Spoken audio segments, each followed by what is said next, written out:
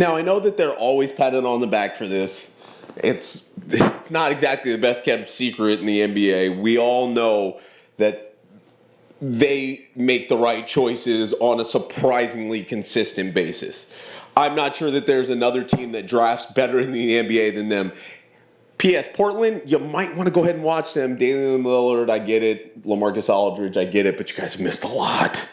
You've missed a lot. You might want to go ahead and give Greg Popovich a call before you make this pick this time, especially if you're going to trade Aldridge for that number one pick for Noel, because Nerlens Noel is Marcus Camby light at best. But I digress. What the Spurs have been able to do in the draft is almanac worthy. I mean, it's incredible. Tony Parker was taken 28th in 2001. Tony Parker's not the 28th best player in the NBA right now. He's better than that now, let alone the 28th best player in that draft. Manu Ginobili in 99, and this is one of the all-time steals in draft history. It goes down with Gilbert Arenas, although Gilbert Arenas' diminishing returns were incredible. 57th? 57th? I didn't check the draft because I only have but so much time. Joe, please let me know what it says on NBADraft.net because I know if you're listening, you're going to check it. But I got money that says he was one of the 5 best players in that draft going forward. Tiago Splitter in 07 was taken 28th. Tiago Splitter is more than a nice player. He's really, really trending upward. I'm not high on the guy. I'm not bully on the guy. It's not like I think he's going to be amazing. But I do think Tiago Splitter has 15-8 written all over him, especially once Tim Duncan stops playing. He's not my go-to guy, but if I get that out of the 20, you don't get that out of the 8th pick most of the time. Tyler Hansborough would stab me in the throat to get those numbers. He might stab Ben Hansborough in the throat to get those numbers.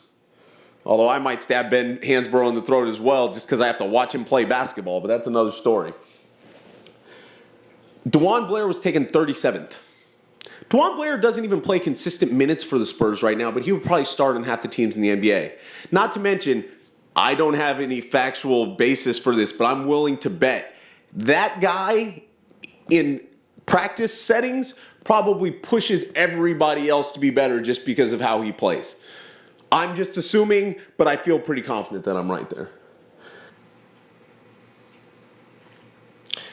And then my personal favorite, George Hill gets taken 26th in 08.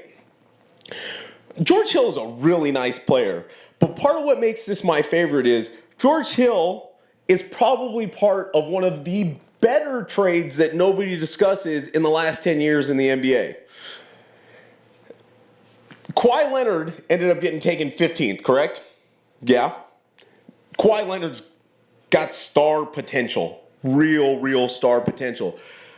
But Kawhi Leonard wouldn't be a Spur unless he had continued to drop from where he was projected at like the 7th, 8th, 9th pick.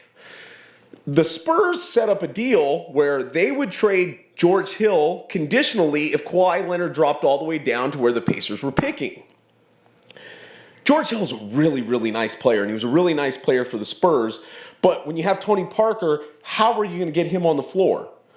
So the Spurs take George Hill, who's really impressive, really good, and then they end up parlaying that for Kawhi Leonard because they needed a swing guy. Indiana needed a point guard. Both teams come out looking like roses, and Kawhi Leonard's going to be an all-star within the next 3 years. 15th is not 15th is a nice place to take him. You're not exactly getting a steal there, but considering where he was projected and where people were thinking that he was going to go, and the fact that you only give up your backup point guard to get that guy, that's really impressive. What they do from a team standpoint is absolutely absurd. I hate the Spurs. I'm like everybody else. I don't want to see the Spurs. The Spurs are like you marrying a 6.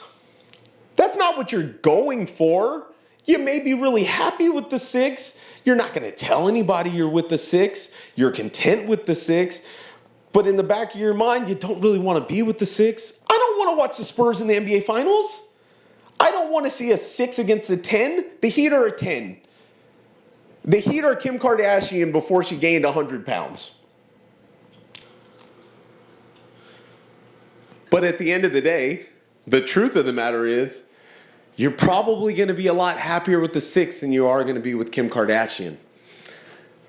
People that are Spurs fans, people in the Spurs organization, they get to spend every single year doing the exact opposite of what I have to do before the Cowboys start a season. They know what's going to happen. They feel confident that they're going to be competitive. They're probably going to push a bunch of teams, and they're probably going to end up in the conference finals. How many other teams get to say that? I don't know anybody else in the time that I've watched basketball that consistently, time that I've watched sports, maybe the Patriots. The Patriots are the only other franchise right now that does what the Spurs do. And what makes what the Spurs do even more impressive is they do it in the age of free agency. They and the Bulls are the only two teams that are in the discussion of greatest franchises over this 10-year stretch that had to deal with the age of free agency. So they find a way to continue to do this while they just kind of mix and match pieces. Bully to the Spurs, bully to R.C. Bruford, bully to Greg Popovich. They deserve credit. I'm a fan just from a sports standpoint, but I really hope the Grizzlies end up winning that series.